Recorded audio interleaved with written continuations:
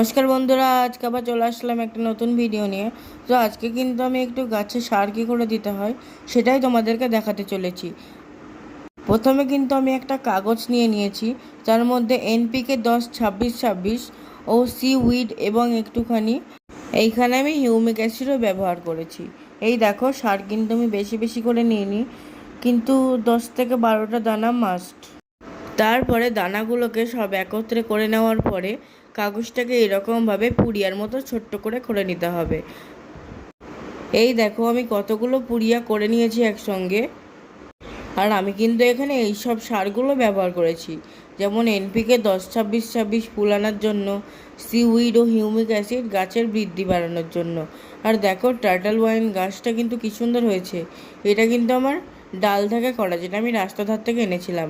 আর এই গাছটা কিন্তু আমি মাত্র একবারই সার দিয়েছি, তারপরে দেখো কত সুন্দর লাগছে।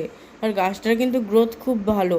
আর সারের পুড়িয়াটাকে কিন্তু এই গাছের মিডিল বরাবর একটু মাটিটা ফাঁকা করে পুঁতে দিতে হবে। আর এই সার কিন্তু ডাইরেক্ট জলের মধ্যে দেওয়া যাবে না, তাতে গাছ জ্বলে যেতে পারে।